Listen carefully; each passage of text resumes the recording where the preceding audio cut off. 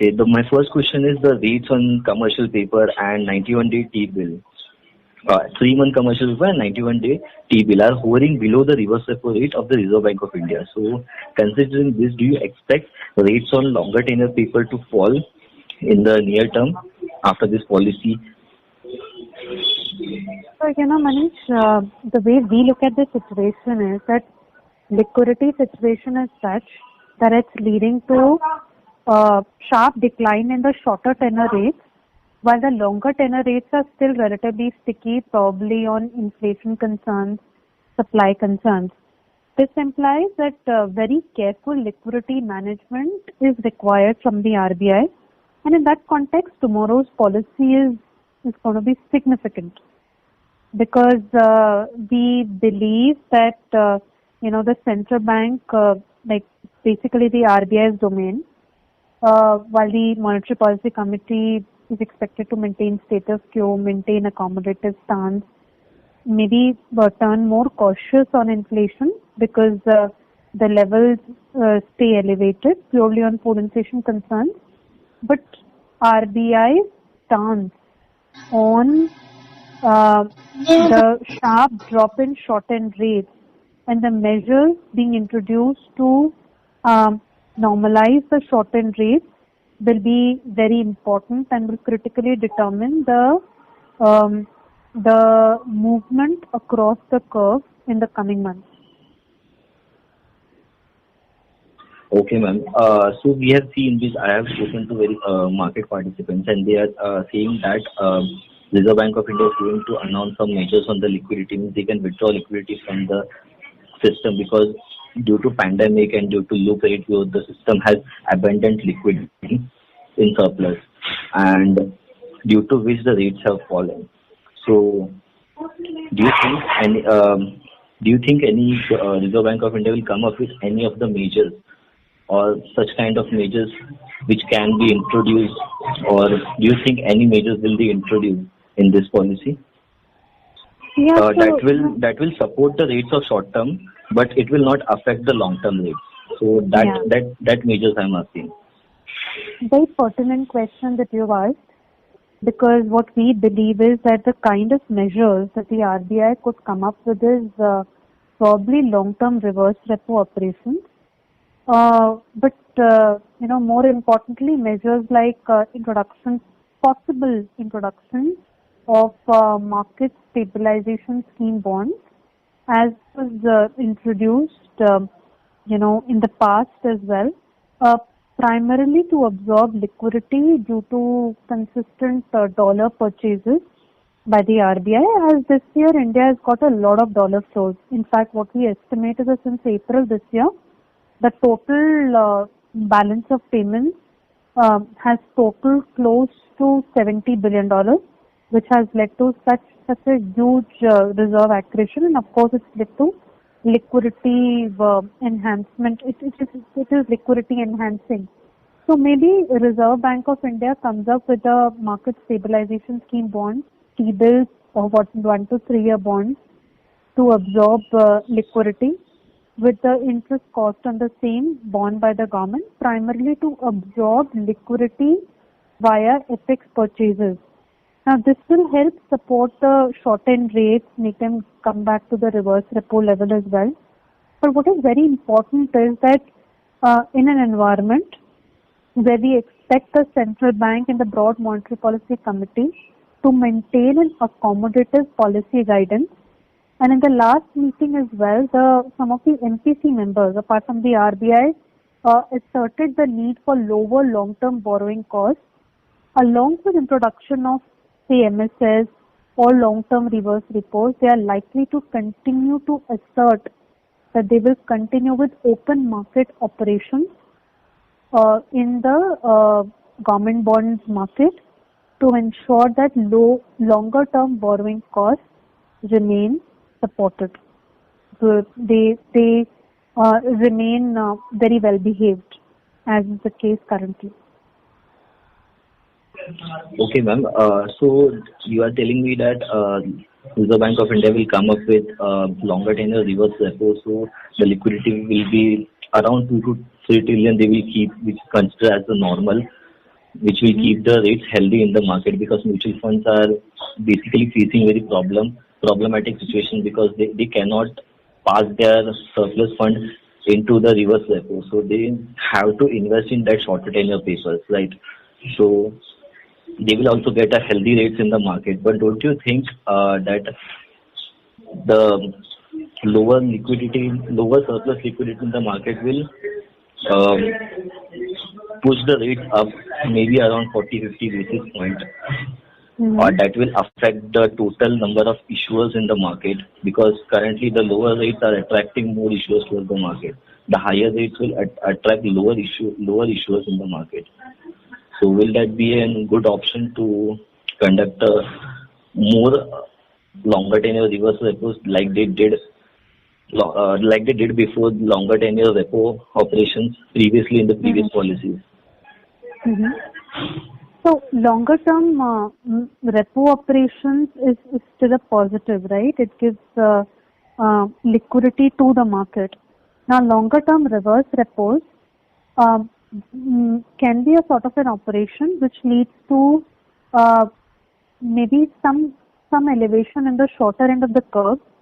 But as I said, it's going to be a very difficult proposition because the language has to be so carefully framed, or maybe the framework within which the measures are introduced is to be so carefully thought of, because along with introduction of measures to help raise short-end rates back to at least the reverse repo threshold, they will have to continuously assert uh, and give comfort to the market as they did in the October monetary policy, where there was a commitment to provide liquidity, introduce double the size of open market operations, and conduct them on a regular basis, as they were doing nearly on a weekly basis for some time, to ensure that market is given comfort that the RBI still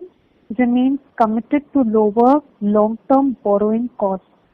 It's going to be a difficult proposition how they are going to manage the situation. So net liquidity absorption may not be the objective, but liquidity absorption in a way so that low short-end rates are at least back to reverse repo, but provision of liquidity at the long end to ensure that the objective of keeping long-term borrowing costs at healthy levels, at lower levels, is also maintained. It's going to be a difficult proposition, can't deny that. The language has to be very carefully thought of to give comfort also to this market where the sentiment is fragile. That needs to be really thought of, because India's fixed income market is now in a peculiar zone where growth recovery is being looked at. It may be yet in a nascent stage, but inflation pressures are elevated and unforeseen from a global landscape perspective as well. So we are a very peculiar case in terms of market dynamics. So market sentiment needs to be very carefully managed in terms of the language and the framework of measures provided. And I agree with you with that. Exactly, ma'am. As you have said, it will be difficult for RBI to gauge the situation and assess the situation to how to prevent such rates to fall further. So RBI, as we all know, that RBI has so many tools to control the liquidity and send the liquidity into the system. But there is one more thing, that CRR, which the Reserve Bank of India has lowered previously. So can we think that they will normalize that CRR from 3% to 4%? Ahead of time. Pardon? The CRR ahead of time, because that CRR cut by 1%, it was, it is supposed to be in effect till end March 2021. Yes, there are some sections of the market talking about, unwinding the CRR cut ahead of the scheduled time of March 2021. I just leave one point there. See, CRR is a policy signaling tool. So whatever measures they come up with, they need to ensure that market does not construe that measure as a rate hike, or a policy decision which is looking more hawkish. Because in October, this Monetary Policy Committee for the first time has given an accommodative forward guidance in FY21 and going into FY22. When you say accommodative forward guidance, it means guidance on both rates and liquidity is accommodative. So measures which lead to which are construed by market as a pseudo rate hike or policy signaling towards less accommodation, that may hamper market sentiment. So yes, while CRR is one of the tools on the table, there is discussion on the market, but we are not that biased towards implementation of that tool at this stage. Okay. And one last question, ma'am. That's it. That's all I have. This is regarding bank credit. So we have seen bank credit growth is not much picking up, and currently it has picking up, but not that significantly. It is picking up. So do you think in further coming months, because most of the companies' coronavirus vaccine is showing a positive result, and one of the Britain's vaccine have got the approval also. Mm-hmm. So do you think that it will affect our market, that bank credit growth will pick up in coming months, 1 or 2 months by next policy? There are 2-3 factors to note here. First, bank credit growth is a function of nominal GDP growth dynamics, right? Right. Now, nominal GDP growth, this year we are expecting a contraction in nominal GDP. It's only by next year when nominal GDP comes back above the 10% mark. So, purely on a statistical basis, you will see nominal growth also pick up and bank credit also gradually witness an uptick. Now, second point is that, but do we expect a very sharp pickup in bank credit post-vaccine development? The answer is no, because it may be a gradual recovery, but a sharp recovery in bank credit is contingent upon a very sharp recovery in the economy. But what we are witnessing is a consumption-led recovery, where this consumption-led recovery is not much fueled by credit, but by people shifting from services to manufacturing in terms of consumption, or maybe dipping into their savings somewhat. So in this kind of a framework, while animal spirits via private capex recovery is still missing, and that is unlikely to be seen for the next few quarters, in this kind of a framework, a very sharp recovery in bank credit is unforeseen, even if nominal GDP growth on a statistical basis gets back above 10% mark next year. The third point is that every crisis always leads to this whole issue of rise in non-performing assets for the banking system. The RBI this time has been cognizant of the same, and in the Financial Stability Report in June itself, they declared that from close to 8.5% NPA level in March 2020, NPAs are going to rise to 12.5% by March 2022 in the baseline scenario, and maybe beyond 14% in a worst case scenario. With the introduction of some regulatory measures like the bank, the loan restructuring scheme, the numbers may be lower than even RBI estimates as per some credit rating agencies as well. That is not even lead to rise in NPAs, may not even rise to 12% mark, but maybe around 11.5%. But of course, broad risk aversion within banks may persist, as there is a risk of spike in NPA maybe 2 years down the line, that is December 2022, when the loan restructuring scheme ends.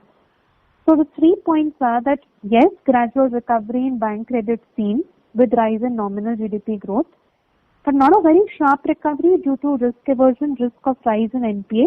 So it may be lower than initial expectations, and banks are well provisioned for that. But of course, the credit demand via sharp rise in private capex is still missing and may not be seen for the next few quarters. So only a very gradual recovery in bank credit growth is seen in our view.